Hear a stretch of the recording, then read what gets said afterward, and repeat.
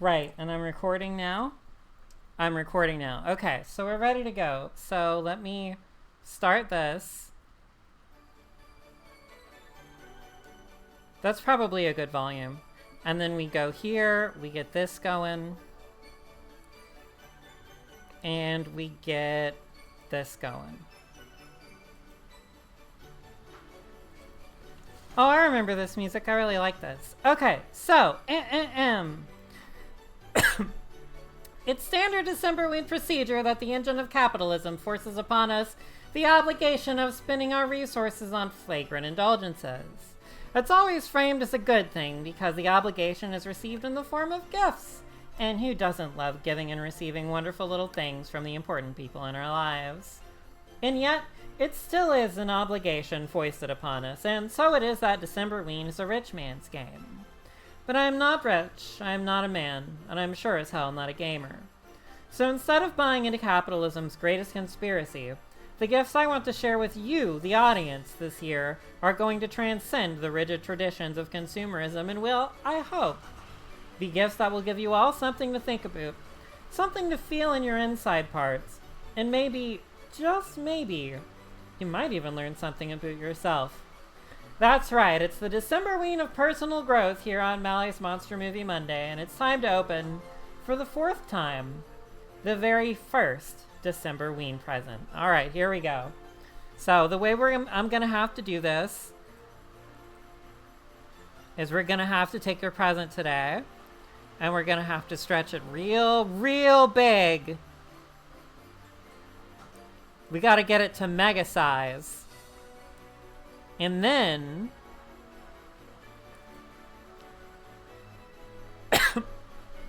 we put that on.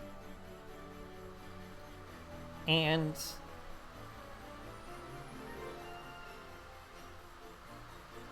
delete. Yes. All right. I gotta take a cough. I can't be coughing through this. That's not gonna work.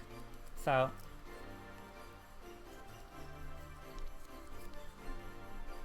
Okay. This week's present is perhaps the most important of them all, as I've yet to remember what my idea for next week's is. Oh, wait. No. This doesn't work 100% because you actually weren't supposed to see that yet. This week's present is perhaps the most important of them all, as I've still yet to remember what my idea for next week's is, and I'm feeling... I think I've sorted that out. Don't worry about that. I'll be ready next week. But while this may or may not be your favorite gift this year, it is the one you need the most, even if you don't know it. Because this week's present is the gift of knowledge. Let me make it even a little bigger.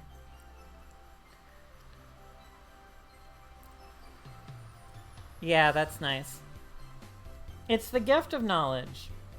But what is knowledge? And where did it come from? And where did it all go? To answer that question would be beyond the scope of this week's written segment, because this week we're not going to learn about the nature of knowledge itself, but instead about the man himself. You know him, you love him. Santa-san, old Saint Nick, the jolly fat man, Santa Claus himself. But who is Santa Claus? And where did he come from? And where did he go? To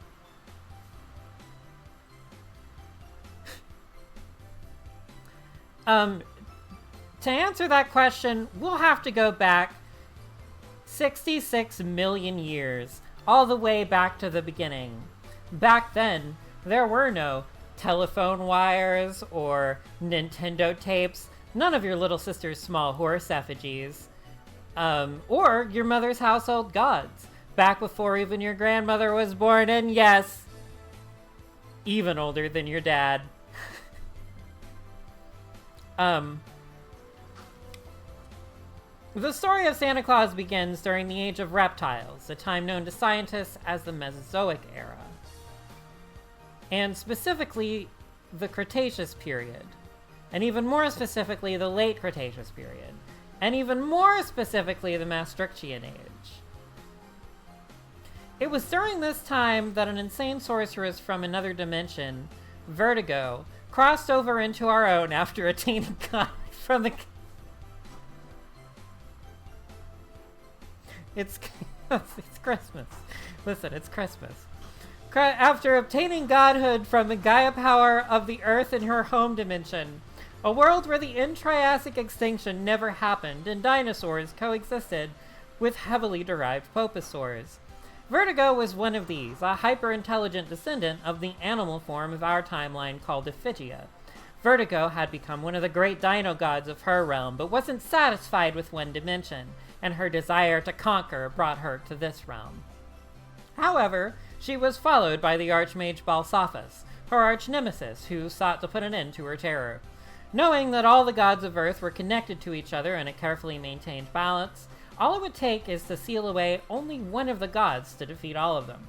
Using a powerful spell, Balsaphus banished Vertigo into a prison on the moon, because of course the one that was imprisoned was the only female one, throwing the natural balance of the planet into chaos and causing either the second or third most disastrous mass extinction event in history, depending on who you ask. It was Earth's very first Decemberween, with which came the first of the fabled 3 gifts of Balsaphus, the gift of opening the niche into which humans would evolve. Over time, as life recovered, Balsaphus continued to watch over our dimension from his interdimensional palace, which existed simultaneously on the moon of our dimension and on the North Pole of his own, where plate tectonics had undergone a drastically different path, and land is actually present there. Eventually, the promise of this first gift was realized as humans finally emerged, and with them came the creation of new gods distinct from the primal beasts of the ancient past. Among these was Kronos, the god of time, who became friendly with Balsaphus. Balsaphus taught Kronos how to grow wheat and other grains, and with it came the agricultural revolution, the second gift of Balsaphus. Kronos' worship prospered, and the people delighted as he racked up points in black and white after learning the grain spell from Balsaphus. Finally, as Balsaphus grew old and weary, he had to return to his home dimension to stop a nuclear war between the super-evolved dinosaur and poposaur civilizations. He granted to Kronos the third and final gift of Balsaphus. He bestowed all of his magical knowledge upon Kronos and gave him the mantle of protecting our world in his stead, inheriting the interdimensional palace. He was given the title of Saturn, and he became the first true Santa. This first Santa maintained their role as god of the harvest, and so it was that during their holy day of Saturnalia, celebrations included extravagant feasts following the end of the harvest season. During this time, Saturn would fly down from his interdimensional palace on his chariot, driven by 2 dragons, to personally witness the sacrifice of the bulls. He did this in every single city on Earth, using his time manipulation powers to somehow manage to be everywhere Saturnalia was celebrated at once. It's here that we see the first forms of some traditional Decemberween staples.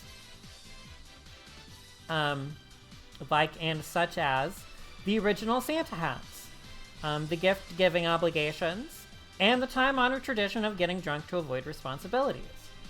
One of the most interesting aspects of these early Decemberweens to me, however, is the acknowledgement of society at large that switches are indeed the master race. On Saturnalia, slaves became masters, emperors became commoners, and bunny girls became SL doms. These festivities lasted for a full week, another precursor to the month-long weens we celebrate today. But eventually, even the gods die. Saturn passed his cape to scepter down to his own apprentice through unknown means.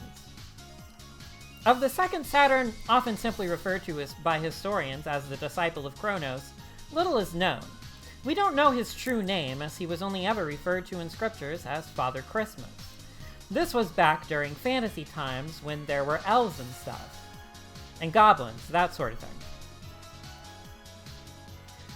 The greatest treasure left to the disciple of Saturn by the time god was a magical orb called the Horla Borealis, enchanted with a spell that caused a warp in space-time, an enchantment only made possible through the magic of Balsaphus, And with this orb, the first Saturn was able to pass his time powers down to his successors. So it was that by wielding the Borba Orbinalis, Father Christmas created a local time field effect that he would use to change the flow of time around him.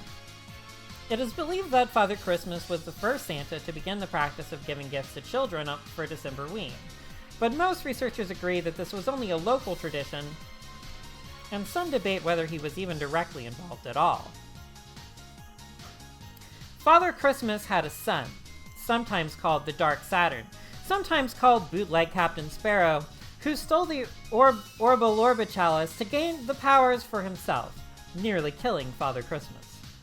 Many view this as a dark chapter in the history of Santa, as Bootleg Captain Sparrow has been remembered by history as a selfish, greedy man who craved power above all else. And in his last days, this was true. After returning the herbal tea to Maly's, he eventually did receive the blessing of the disciple of Saturn and became the third Santa, although during his reign he preferred the title of Father Christmas II. While he did eventually go mad with power, killing the two original dragons and replacing them with the stupid-looking dopey CGI one, we have him to thank for establishing one of the major defining traits of all Santas going forward. This was the retention of orphan children who, because of the Orange Stream analysis, remained children forever, living a lifetime of servitude under the watchful eye of Dark Saturn, who remained the legal guardian of the children until they were freed by Odin. Contrary to popular belief, these helpers were not all elves, but they also included dwarves, men, hobbits, and all of the other races of Middle-earth. But eventually it was the great god of wisdom and magic, the High Archmage Odin, who sacrificed his own eye to gain the necessary magical knowledge to defeat the Dark Saturn. It was a fantastic duel between the two most powerful wizards on Earth. But in the end, of course, Odin emerged victorious, claimed the power of the Corbin Horde Metalis, freed the children and the stupid-looking dragon, and became the fourth and greatest Santa of them all. Although people who started watching during David Tennant's tenure may disagree, but they're wrong. Odin set right to work righting the wrongs of his predecessor, employing a workforce of only consenting adult elves who had already passed through Midgard on the World Tree up to the mystical realm of Alfheim, where he established a recruiting office. As the Age of Dragons ended, Odin instead rode upon his 8-legged horse, Sleipnir. As for gifts, Odin was the first Santa to officially begin the tradition of leaving gifts in the shoes of children. Although celebrated over a week, the original Saturnalia began on the 17th, but it was Odin who moved Decemberween Day to the solstice, which he called Yule, moving it closer to the Decemberween of today. But it wasn't all good news. Uh-oh. I think I need a music change for this. Wait, Metroid? Metroid Christmas?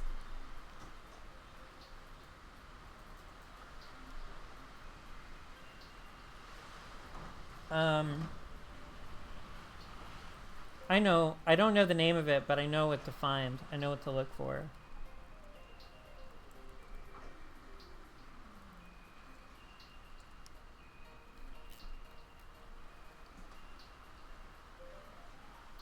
You know, today,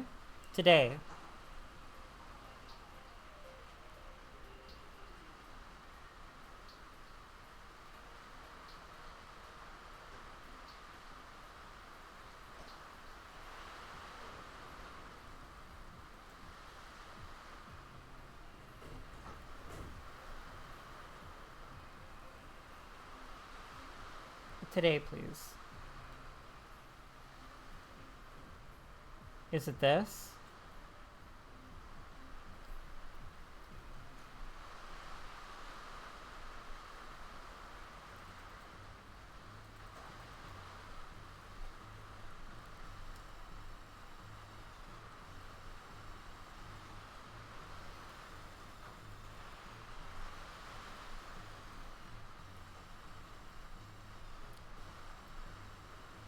Yeah, here we go. Okay. Let me turn it up even a little bit.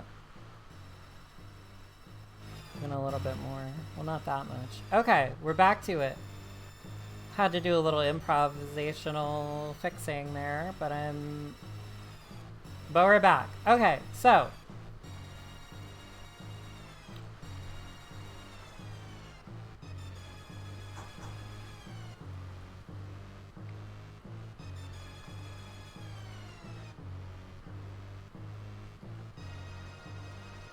Where the hell?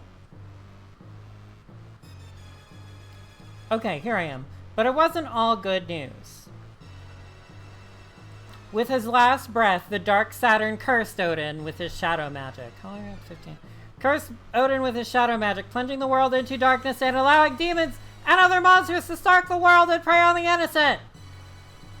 Odin only had one choice, so he absorbed all the darkness into himself, into the horticulture malice, and placed it into his empty eye socket, which freed the earth of the curse of eternal darkness. Oh, thank God we got through it. But in doing so, his own shadow absorbed the magic and became the lingering legacy of Father Christmas II, the anti-Santa, Krampus, demon of darkness, the evil mirror of Santa's kindness, the Satan Claus. Where Santa gave presents to good boys, Krampus punished bad girls by chaining them up, whipping them, stuffing them into his bag, and carrying them off to hell. Although freed from eternal night, evil forces survived in the dark and enchanted places of the earth. The spooky forests, the cold mountains, the man caves, which are more like a man's grave, and Boo Radley's house. And so Odin battled the forces of darkness, Krampus, Frau Perkta, the Yule lads, Queen Serba and her army of werewolves, Count Dracula, Yapul, the Joker, and a vast rogues gallery of recurring villains. With his allies, the Tuatha De Danann, his hunting dogs, Jack Frost back when they were still friends, various mighty kings, and sometimes even the Green Ranger, the fourth Santa rode across the night in his wild hunt to vanquish the world of darkness. Eventually, Odin passed on from this world. In his place, he chose to pass his captain scepter to a warrior who fought alongside him during the wild hunts named Ken. Little is known of Ken's early tenure as the fifth Santa, but soon after Odin retreated into the Hollow Earth with all but two of the dragons. Alien and Paris stepped up their war against the Land of Light, unleashing a vast army of 35 monsters and aliens. Ken was completely outmatched. Knowing he only had one chance left, the fifth Santa Claus sacrificed himself for our sins, his magic opening a radiant portal that allowed the mysterious outer god God to reach our lower reality. As a reward for Santa's selflessness, God sent one of his strongest angels, a giant of light, to fuse with Santa and give him an extra life. In this way, Santa became the host for the Father of Ultra, also known as Ultraman Ken. Together, God and Santa defeated the monsters and sealed Alien Empera away in the Phantom Zone for 2,000 years. This marked a turning point, as the old gods of the pagan era were slowly fading away, and in their place were the new gods of the Abrahamic religions, the Triune Godhead, the angels, Michael, the Pleroma, the seeds of life, and other transcendent entities. While most creatures of the pagan era perished during this new hunt, Santa remained in a unique position as the fusion of the old and new gods, and so he continued to persist. Eventually, the time came for a new Santa to be chosen, the firstborn a Christian, who, of course, was Saint Nicholas himself. Nicholas of Myra was born in the Anatolian city of Patara in the late 3rd century, and the surviving stories of his life are what you'd expect of one selected for the burden of becoming the next Santa. When he overhoard, nope, not how you say that. When he overhoard, not how you say that. When he overhoard, not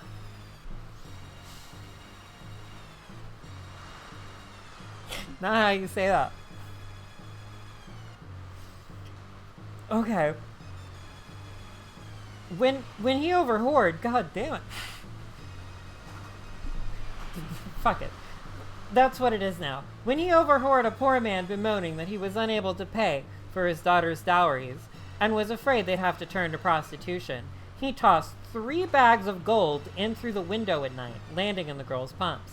He displayed an affinity for magic as well, although he was a cleric class rather than the wizards and sorcerers of previous Santas, which allowed him to tell who was naughty, who was nice, and he would often check this twice.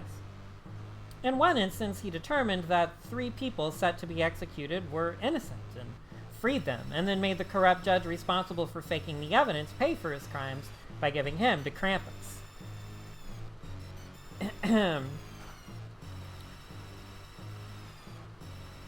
Another time, he was able to resurrect the dismembered remains of 3 children stuffed into a barrel. This is also how the 8 reindeer were created, each of which generate, I realize I don't need the scary music anymore, actually. In fact, it's a little bit inappropriate.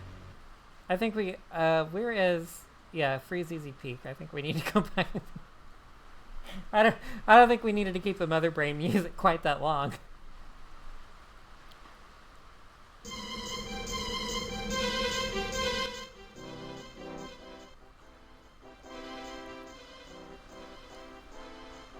Alright, where was I? He was able to, this is also how the 8 reindeer were created, each of which regenerated from a different leg of the slain body of Sleipnir.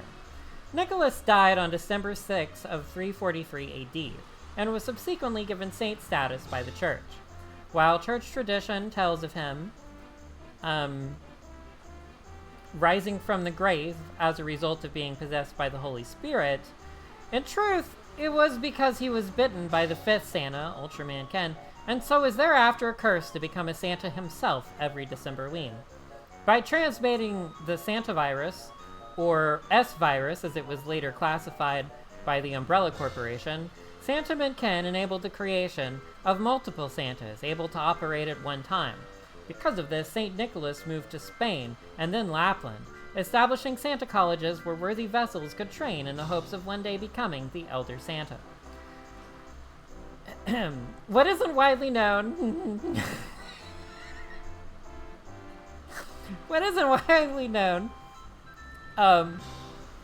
is that unlike the previous Santas, whose reign lasted for thousands of years, and contrary to popular belief that Nicholas was the reigning Santa up until the time of Tim Allen, St. Nicholas's time as Santa was only a few hundred years, as he fairly quickly found a successor in the form of Merlin. Now, we learned about Merlin back during Halloween this year, so I won't repeat myself, but what we know of Santa's history after this point becomes fuzzy and imprecise as the S-virus spreads around the globe. We don't know what Tim Allen's official Santa number is. We know that he didn't replace Merlin, whose last known confirmed acts as the Elder Santa only extends to the early American South, where he freed the slave known only as Swart Pete. Other Santas between them and now include Norman, Dr. Christmas, David Tennant, and briefly a centipede kaiju who played American football. At one point, the S-virus was spread to Mars, where the Martian Droppo became the first Elder Santa of that planet. Rudolph joined the crew at one point, and of course there was the instance where all the reindeer were killed and replaced with creepy wind-up toys. And don't forget the global conspiracy orchestrated by the Coca-Cola Corporation, which successfully killed Santa back in the 80s. And so on and so forth. But these are all stories for other times and other Decemberweens.